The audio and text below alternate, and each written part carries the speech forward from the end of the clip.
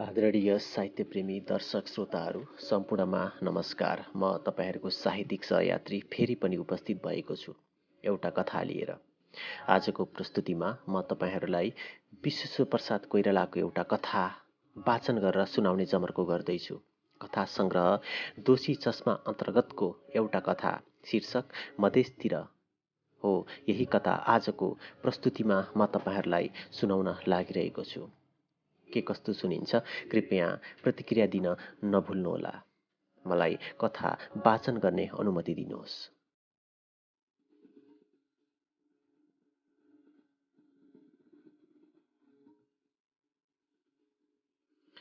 सुनकोशी र तामाकोशीको सङ्गममा बिहान भयो। सुनकोशी उत्तरबाट प्रशस्त वेगसँग बगेर आउँथ्यो।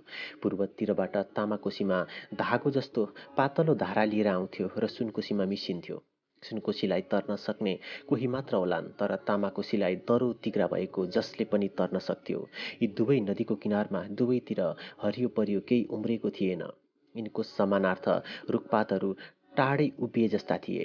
सूर्यको प्रथम किरण पर्नसाथ पृथ्वीमा पाप्रा उब्केला झैँ गरेर नदीका किनारमा गुम्लुङ्ग परेर सुतेका 4-5 जना उठे। उठ्न साथ सबैका मनमा प्रश्न उठ्यो, पेट कसरी भर्ने?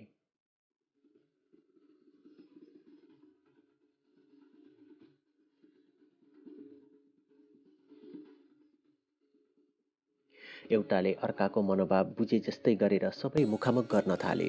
विधवाको दृष्टि गोरेमाथि थियो। उनले सबैलाई सम्बोधन गर्दै भनिन्, होइन, तिमीहरू घरबाट हिँड्दा पेट भर्ने के उपाय गरेर हिँडेका थियौ? के खाउँला भनी ठानेका थियौ? सबैजना विधवाको कुराले विस्मात भए।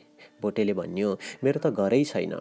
बुढाले भन्यो, मेरो थियो, तर म अब घरबार नभएको छु। तर नानी, तिम्रो भए किन यहाँ आएकी त? घरबार नभएका यी 4 जना, माग्ने भनौँ कि कुल्ली भनौँ, काम पाए कुल्ली, नत्र माग्नेका माझमा घरबार भएकी विधवा हँसिली थिइन्। तिनको अन्नपूर्ण झैँ झट्ट हातको पोकाबाट चिउरा झिकिन् र भाग लगाउन थालिन्।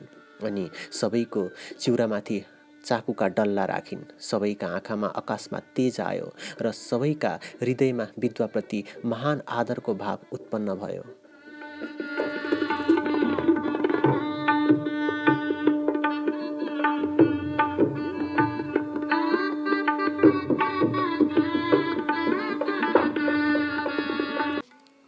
गोरेलाई आफ्नो भागबाट चिउरा थपिदिँदै भनिन्, तिमी जवान छौ, तिमीलाई अरूभन्दा बढ्ता भोक लाग्दो। फेरि सबैलाई सम्बोधन गर्दै भनिन्, मधेसतिर हिँडेको कोही छैनन्। सासू ससुरा फुटेको आँखाले हेर्दैनन्। देवर रुखो माया गर्थ्यो, तर पोइ नभएको घरमा टिक्न सकिन। यो वाक्यले यी 4 जनाको हृदयमा खुब प्रभाव पर्यो। खान पाइने ठाउँ पोइ छैन भन्दैमा लत्याएर हिँड्नु लडतरो काम होइन। तिमीहरू विधवालाई झन मान गर्न थाले। उनले सोधिन्, तिमीहरू कहाँ हिँडेको नि? तिमीहरूले त राति पनि केही खाएको देखिन। त्यसै सुत्यौ। मेरो पनि कोही साथी नभएकाले तिमीहरू नजिक आएर सुते। रातभरि तिमीहरूको माया लागिरह्यो।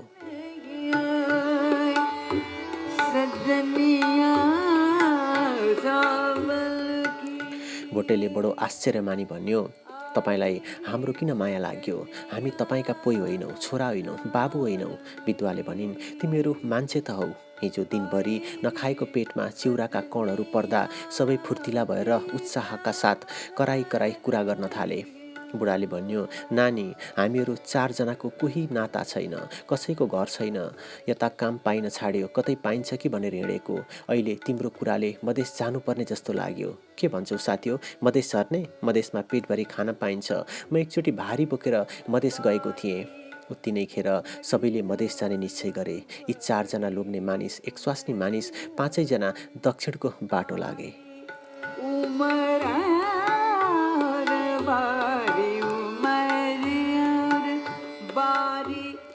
बुढाले आफ्नो जीवनका बितेका घटनाहरूलाई भन्यो। उसले एकचोटि निकै पैसा कमायो, 17 रोपनी खेत गर्थ्यो। पछि त्यसै बिग्री आयो। त्यसबेला ऊ जवान थियो, निधारमा नाम्लो हाली भरियाको काम गरी पेट भर्न सक्थ्यो। अब त्यो त पनि सामर्थ्य छैन।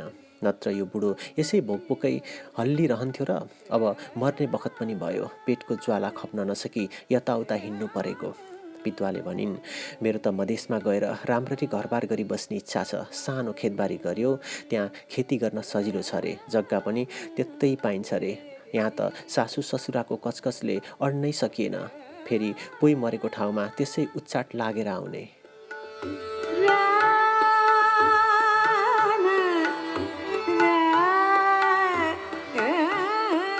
भोटे र धने तिनीहरूको कुरा चाख मानेर सुनिरहेका थिए, तर आफू केही बोल्दैनथे। गोरे थाके जस्तो भएको थियो। त्यो सबैभन्दा पछाडि गोडा धसारी हिँडिरहेको थियो। बितुवाले गोरेका निमित्ति पर्खिन्। उनी थामिएपछि सबै थामिए। गोरे नजिक आएपछि बितुवाले भनिन्, के थाक्यो गोरे? घाम पनि अग्गोर छ, तिम्रो टाउको तात्यो होला, लौ ल्याऊ यो कपडा टाउकोमा राख। उनले आफ्नो टाउकोमा राखेको सेतो लुगा झिकेर गोरेको टाउकोमा राखिदिइन्। फेरि सबैजना हिँड्न थाले। त्यो बुढो बुढो भन्नु मात्र थियो, सबैभन्दा अघि लमक लमक गरेर हिँड्थ्यो। भोटे र धने त्यसको दुवैतर्फ त्यसका कुरा सुनी सुनी हिँडिरहेका थिए। आफ्नो व्यतीत जीवनका घटनाहरूलाई त्यसरी रुचिकर तिनीहरूले सुनेको देख्दा बुढो झन सुरिएर भए नभएका कुरा गर्न थाल्यो। भोटे र धने पक्क भएर सुनिरहेका थिए। भित्रभित्रै तिनीहरू बुढाको आदर पनि गर्थे।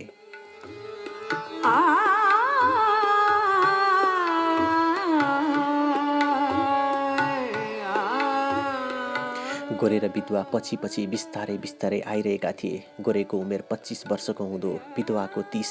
गोरे धेरै नबोल्ने र लाज मान्ने स्वभावको थियो। त्यसको खपटे गाला धेरै दिनको कठिन परिश्रमले तल भाँसिएको थियो। आँखा ज्योतिहीन थिए। बितुवाले सोधिन्, तिमी मधेस गएर के गर्छौ? गोरेले भन्यो, कुन्नी।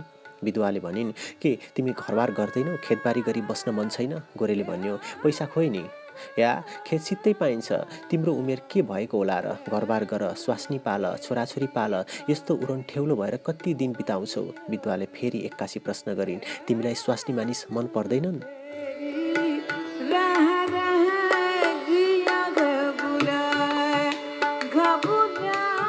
गोरेले टाउको उठाएर बितुवातिर तीव्र दृष्टिले हेऱ्यो। किन मन पर्दैनन् र? बितुवाले भन्न थालिन्, मधेस गएर खेतीपाती गर्छु, घरबार गर्छु, तर स्वास्नी मानिसले मात्रै घरबार चलाउन सक्दैनन्, लोग्ने मानिस पनि चाहिन्छ। मेरो मनमा त्यही यो विचार आयो, किन हामी दुईजना मिलेर घर नचलाउँ?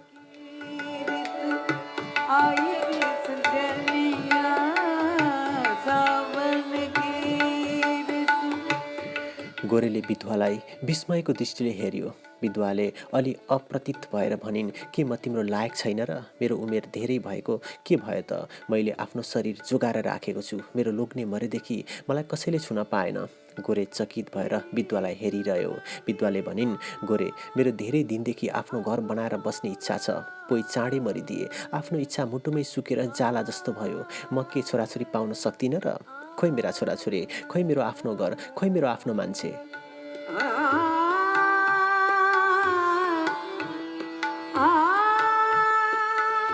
बितुवाको मुख अकस्मात रुन्चे जस्तो भयो। उनको मुख रातो भयो। मुटु तल गाडेर नबोली हिँड्न थालिन्। धेरै बेरसम्म उनीहरू नबोली हिँडिरहे। साँझ पर्ने बखत हुन थाल्यो। बितुवाको निस्तब्धतालाई भङ्ग गर्दै भनिन्, गोरे, मसँग अलिक गहना पनि छ, रुपियाँ पनि छ, त्यसैले गएर खेती किनौला, घरबार बनाउला। तिमी मेरो भयो भने यो सब तिम्रो हुन्छ।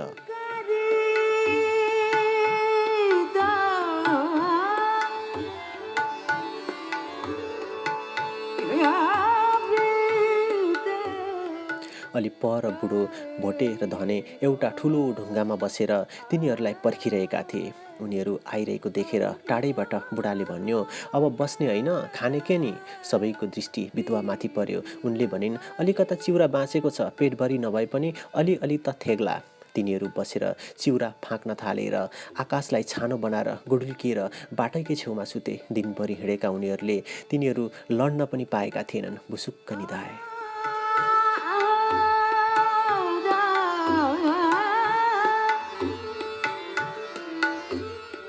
बिहान सूर्यको पहिलो किरणका साथसाथै बुढो उठ्यो र खोक्न थाल्यो। सबैजना उठे, तर गोरेको पत्तो थिएन। बितुवाले आत्तिएर सोधिन्, गरे खै?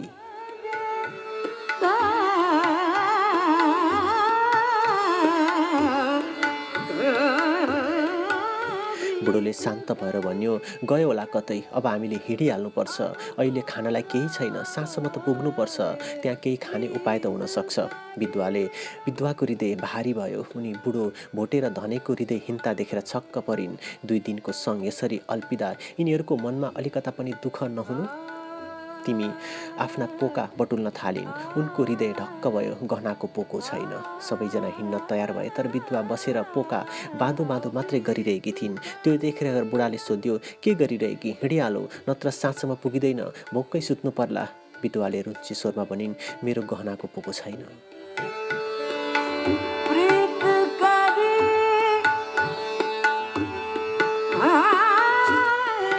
सबैजना छक्क परेर विधवातिर टुलु टुलु हेर्न थाले। बुढाले भन्यो, तिमी गहना गुरिया लिएर कता हिँडेकी त? लग्यो होला गोरेले, अब चोरिने कुरा चोरिहाल्यो, रोएर के गर्नु? विधवालाई त्यसको कुरा सुनेर रिस उठ्यो।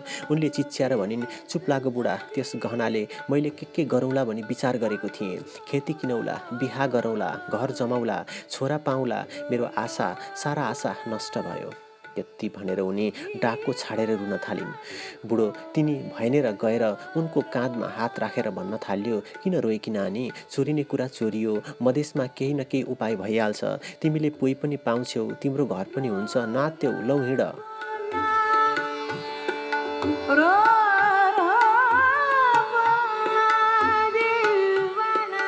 विधवा टोलाएर उभिरहन् र बुढाको पछि पछि लागेर हिँड्न थालिन्। त्यो टाढाको टाकुरोमा पुगेर बुढाले बडो उत्साहसँग दक्षिणतिर आँखाले भ्याउन्जेलसम्मको ठुलो मैदानलाई देखाएर आफ्ना साथीहरूलाई भन्न थाल्यो, त्यो हो मधेस, त्यहाँ हाम्रो उद्धार हुन्छ, त्यहीँ हामी अगाउन्जेल खान पाउँछौँ।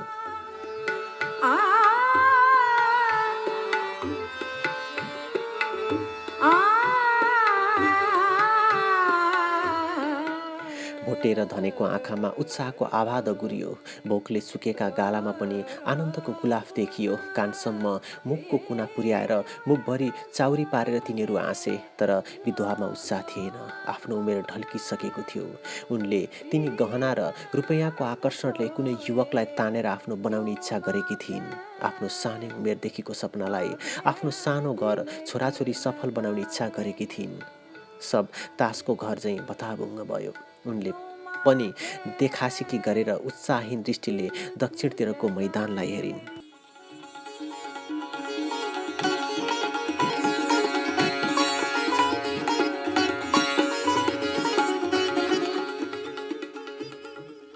दोषी चस्मा कथा सङ्ग्रह अन्तर्गतको मधेसतिरको कथा सँगसँगै मलाई पनि बिदा दिनुहोस्। हवस् त, नमस्कार।